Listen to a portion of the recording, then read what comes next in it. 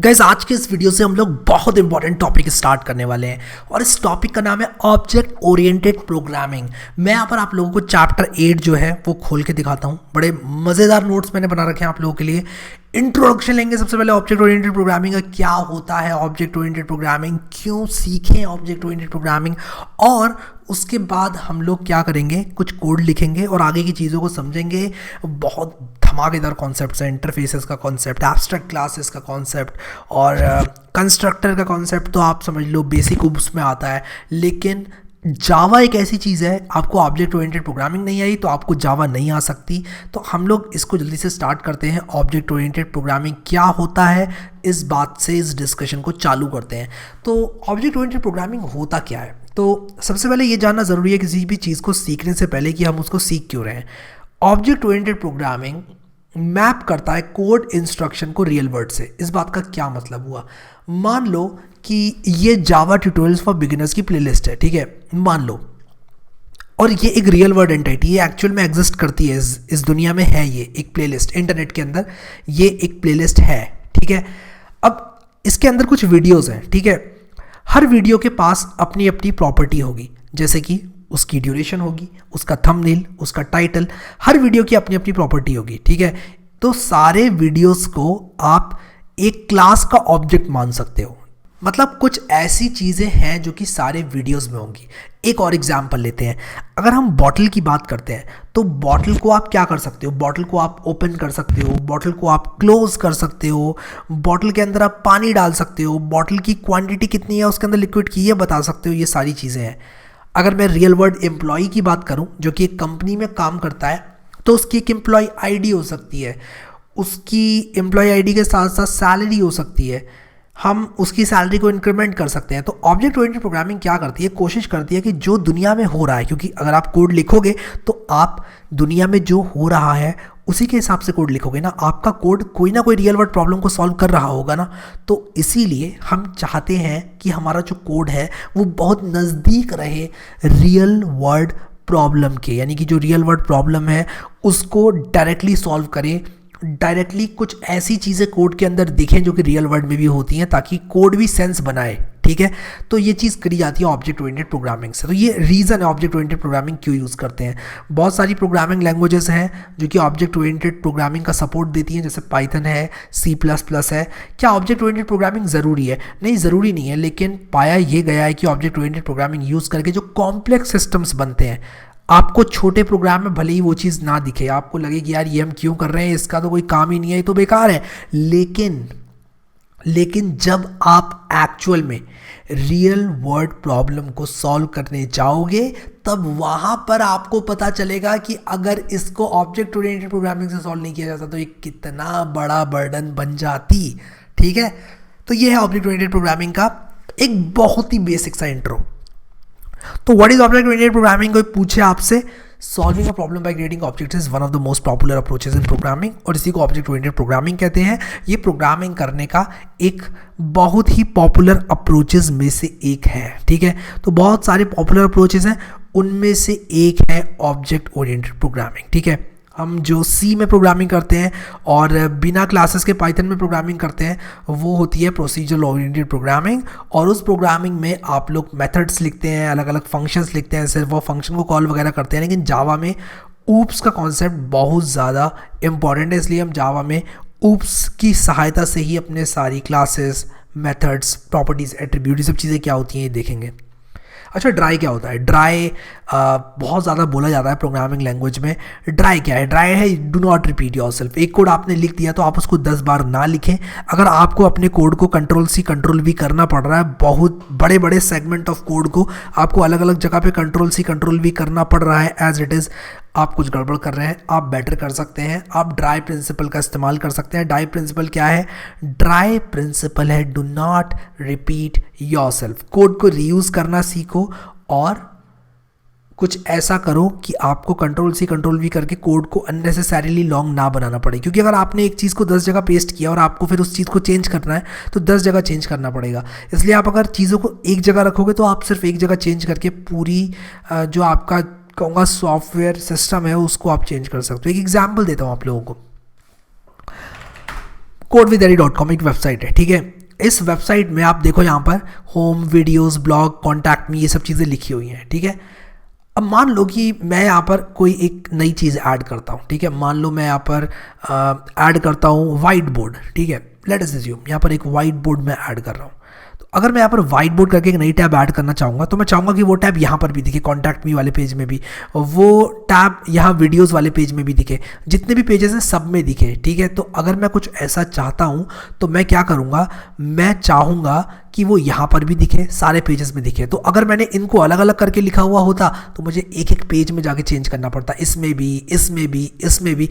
क्या आपको लगता है कि मैं अलग अलग जाकर इसको चेंज करके एक अच्छी प्रैक्टिस प्रोग्रामिंग की इस्तेमाल कर रहा हूँ? डेफिनेटली नहीं कर रहा हूँ। मैं अगर इसको एक जगह रखूँ, इन सारी चीज़ों को एक जगह से पुल करूँ, तो मैं एक जगह अपने जो नेविगेशन बार है उसको चेंज करूँगा और वो मुझे पूरी साइट में चेंज मिलेगा। तो यही ड्राई है, डू नॉट रिपीट योरसेल्फ। एक चीज़ को एक बार करो ताकि चेंज भी सिर्फ एक ही बार करना पड़े, डिलीट भी करना है तो सिर्फ एक ही बार करना पड़े, स्पेस भी वो कम लेगा और बहुत तरह से ऑप्टिमाइजेशन होते हैं। इसलिए ऑब्जेक्ट ओरिएंटेड प्रोग्रामिंग ड्राई को भी रिपीट करती है, इम्प्लीमेंट करती है, सॉरी, ड्राई को भी इम्प्लीमेंट करती है, do not repeat yourself principle को भी इम्प्लीमेंट करती है। इसीलिए भी हम ऑब्जेक्ट ओरिएंटेड प्रोग्रामिंग का इस्तेमाल करते हैं। बहुत सारे लोगों को ऑब्जेक्ट ओरिएंटेड प्रोग्रामिंग क्यों यूज़ करते हैं, ये बहुत बड़ा सवाल होता है। और मैंने देखा है, चाहे जावा हो, चाहे इन जनरल प्रोग्रामिंग हो, आप एंड्रॉइड ऐप्स बना रहे हैं, वहाँ पर ऑब्जेक्ट ओरिएंटेड प्रोग्रामिंग यूज़ हो रही है।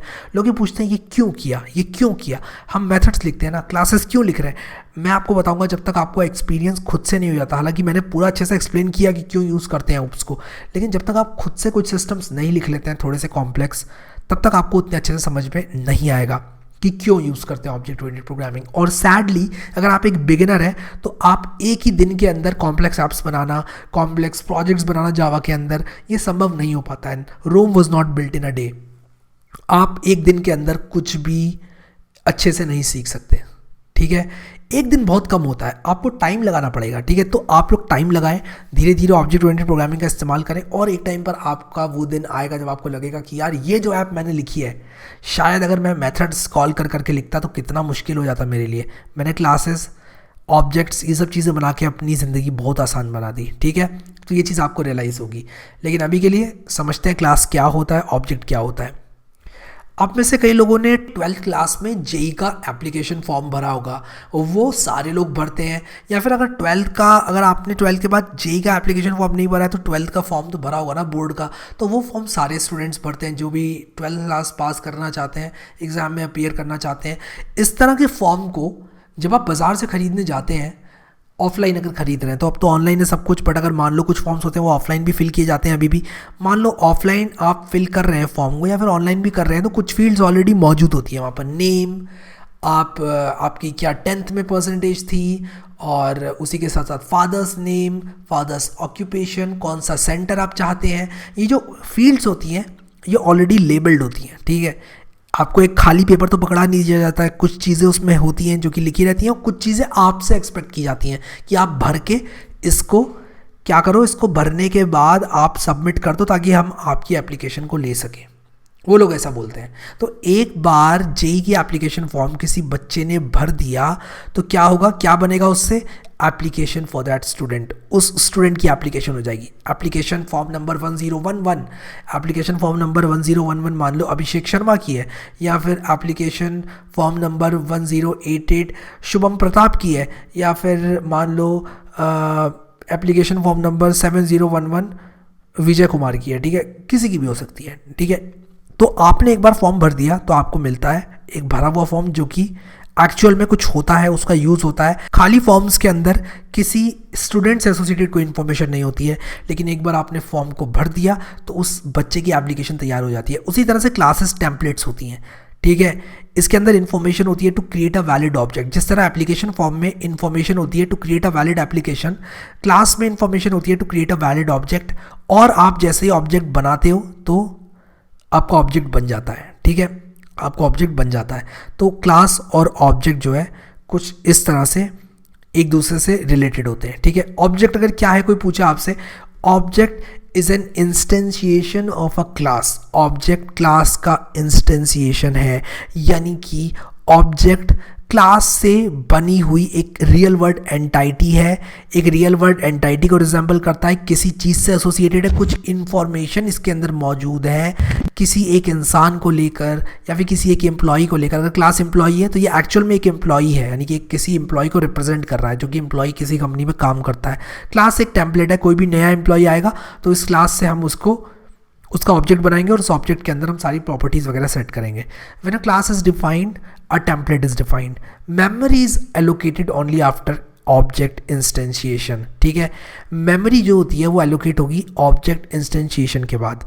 अब यहाँ पर मेमोरी क्लास को बनाने के लिए भी लगती है, वो कुछ इन एंड आउट्स हैं जावा के जिनके बारे में हम लोग अभी बात नहीं करेंगे, लेकिन आप ऐसा समझ लो कि जब तक आपने एक्चुअल ऑब्जेक्ट्स नहीं बनाए उन ऑब्जेक्ट्स के लिए मेमोरी एलोकेट नहीं होगी। क्लास एक बार बन गई तो आप उससे कितने भी मनचाहे ऑब्जेक्ट्स बना सकते हैं।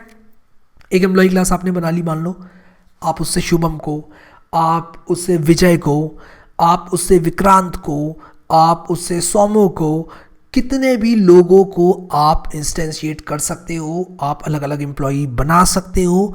और यही ऑब्जेक्ट ओरिएंटेड प्रोग्रामिंग की खासियत है। कुछ भी आप चेंज करना चाहो आप क्लास में जाके चेंजेस कर सकते हो।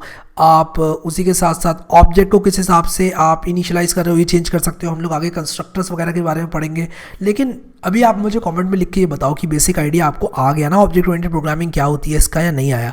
कमेंट सेक्शन में सब लोग ज़रूर लिखना कि हमें आ गया है। टाइम स्टैम्प लगा देना, वीडियो का जो टाइम स्टैम्प अभी चल रहा है वो लगा देना, लिख देना वहाँ पर कि यार हमें समझ में आ गया है। ठीक है, चलो जी बढ़िया, ये तो हो गया हमारा ऑब्जेक्ट ओरिएंटेड प्रोग्रामिंग का इंट्रोडक्शन। अब एक प्रॉब्लम को, एक एक्चुअल प्रॉब्लम को ऑब्जेक्ट ओरिएंटेड प्रोग्रामिंग में मॉडल किस तरह से किया जाता है, किस तरह से एक प्रॉब्लम को एक्चुअल ऊप्स प्रॉब्लम के तौर पे हम लोग मॉडल करते हैं। तो देखो क्या होता है, हम अपनी प्रॉब्लम में नाउन, एडजेक्टिव और वर्ब्स ढूंढते हैं। ठीक है, नाउन, एडजेक्टिव और वर्ब्स। जैसे कि एम्प्लॉय की बात करें, employee is a noun. Employee है कोई एक राहुल नाम का एम्प्लॉय हो सकता है, रोहित नाम का एम्प्लॉय हो सकता है, बहुत सारे एम्प्लॉयज़ हो सकते हैं। ठीक है, वंदना नाम की एक एम्प्लॉय हो सकती है। एम्प्लॉय नाउन है, तो जो नाउन होता है वो क्लास हो जाता है। ठीक है, एडजेक्टिव जो होता है उसको आप एट्रीब्यूट्स मान लें। एडजेक्टिव क्या होता है, एडजेक्टिव जैसे नाम क्या है एम्प्लॉय का, एम्प्लॉय की एज क्या है, एम्प्लॉय को सैलरी कितनी देनी है, एम्प्लॉय को हर साल इंक्रीमेंट कितना देना है, ये कुछ प्रॉपर्टीज़ हैं उसके बारे में। ठीक है, उसके बारे में कुछ प्रॉपर्टीज़ हैं, एडजेक्टिव हैं, और उनको हम एट्रीब्यूट्स के तौर पे सेट करते हैं। क्लास के एट्रीब्यूट्स, नेम, एज या सैलरी, इस तरह के एट्रीब्यूट्स, एडजेक्टिव जो भी है आपकी प्रॉब्लम में, आपकी रियल वर्ल्ड प्रॉब्लम में, आपके रियल वर्ल्ड सिनेरियो में, वो in most of the cases attributes होते हैं। फिर वर्ब्स की बात करें कि कोई भी क्या कर सकता है, एक एम्प्लॉय का ट्रांसफ़र हो सकता है किसी दूसरी सिटी में, उसकी सैलरी अगर आप चाहते हैं पूछना कि कितनी है, वो एक एक्शन है। उसकी सैलरी को इंक्रीमेंट कर दिया जाए, वो एक एक्शन है। तो जितने भी एक्शंस होते हैं यानी कि वर्ब्स जो होते हैं वो हम मेथड के तौर पे मॉडल करते हैं। तो ये एक थंब रूल है। ठीक है, ये एक थंब रूल है कि इस हिसाब से आप मॉडल कर सकते हैं प्रॉब्लम को ऊप्स में। ठीक है, ये चीज़ आप लोगों को बहुत हेल्प करेगी, मैं आपको बता रहा हूँ। जब आप रियल वर्ल्ड प्रॉब्लम सॉल्व करोगे तब आपको इसकी अहमियत पता चलेगी। ये वो चीज़ है जो कि मुझे किसी ने नहीं बताई कभी। नाउन, एडजेक्टिव, वर्ब्स को तोड़ के क्लास, एट्रीब्यूट्स और मेथड्स इस तरह से लिख लो तो प्रॉब्लम को ऊप्स में मॉडल करना बहुत आसान हो जाता है। ठीक है, तो यहाँ पर मैंने आप लोगों को ऑब्जेक्ट ओरिएंटेड प्रोग्रामिंग के बारे में बताया। आगे बहुत सारे कॉन्सेप्ट्स हैं जो कि आप लोगों का इंतज़ार कर रहे हैं, और यहाँ पर हम लोग आगे और कोड वगैरह लिखेंगे और ऊप्स की कुछ टर्मिनोलॉजी देखने वाले हैं आने वाले वीडियोस में। सो ऊप्स बहुत इंपॉर्टेंट है। अभी से मेरे हिसाब से जावा की असली शुरुआत ऊप्स से होती है।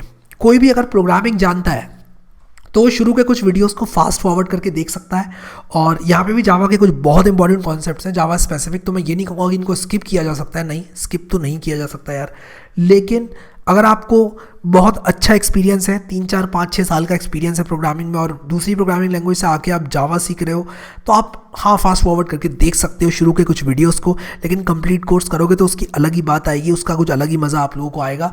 तो आई होप कि ऑब्जेक्ट ओरिएंटेड प्रोग्रामिंग आपको समझ में आ गई सही से।